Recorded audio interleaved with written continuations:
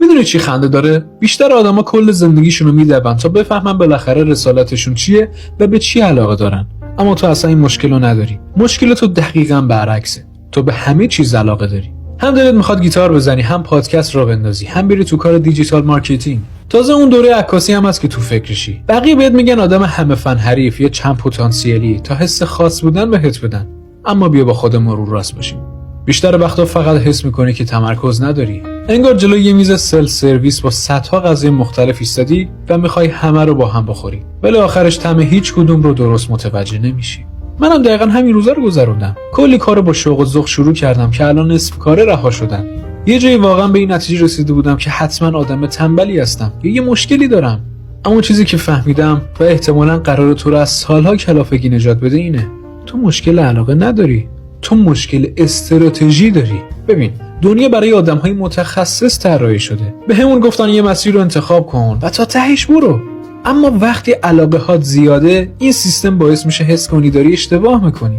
پس می مثلا طراحی گرافیک رو شروع میکنی و 3 ماه رو میتر کنی، ولی یهو تدوین ویدیو یا سرمایه گذاری برات جذاب میشه. اون وقت طراحی برات شبیه یه کار اجباری میشه و مسیر رو عوض میکنی. تله دقیقاً اینجاست. تو فکر میکنی هر علاقه‌ای که داری و باید تبدیل به شغل اصلیت بکنی و هر سرگرمی باید برات پولساز بشه و بشه هویتت. و وقتی نمیتونی 100% به یه کار متعهد بمونی، حس شکست میکنی. خب بیا این چرخه رو بشکنیم. استراتژی من به طرز احمقانه‌ای ساده است، اما واقعا جواب میده. قدم اول، دست از تلاش برای انتخاب فقط یک کار بردار.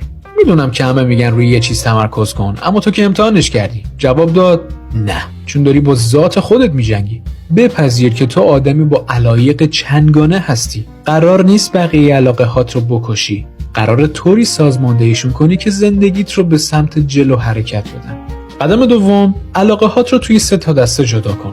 همین الان یه کاغذ بردار و هر چیزی که دوست داری یاد بگیری رو بنویس و اصلا خودتو سانسور نکن. حالا بریزشون توی این 3 تا دسته. دسته اول، ماشین پولساز. این اون مهارت یا علاقه‌ای که توی 1 تا 3 سال آینده واقع بینانه ترین پتانسیل رو برای پرداخت قبضات یا بدهیات داره.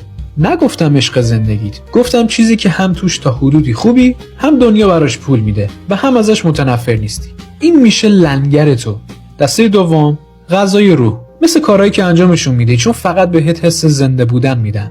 مثل نقاشی، کوهنوردی، مطالعه. اصلا سعی نکن از اینا پول در بیاری. و سرگرمی باید فقط یه سرگرمی بمونه. تلاش برای تبدیل عشق به پول دقیقاً همون راهیه که باهاش چیزهایی که دوست داری رو نابود میکنی. دسته سوم، قفسه کنجکاوی.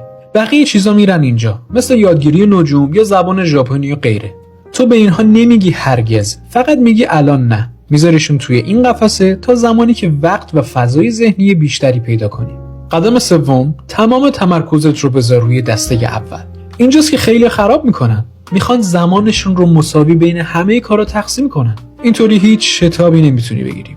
برای 6 تا 12 ماه آینده ماشین پولسازت باید 80% از انرژی مفیدت رو بگیره.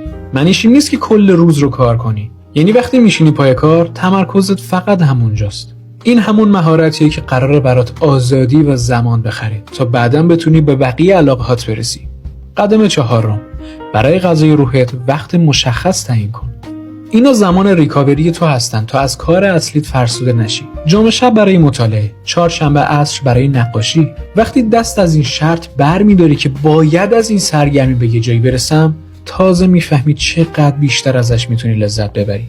قدم پنجم، بازبینی و چرخش. این یه حکم زندان ابدی نیست. وقتی با ماشین پولسازت به درآمد و ثبات رسیدی، میتونی همه چیز رو دوباره ارزیابی کنی. شاید زمان آزاد بیشتر پیدا کنی و بتونی یکی از علاقه‌هات رو از روی قفسه بیاری توی دسته اول.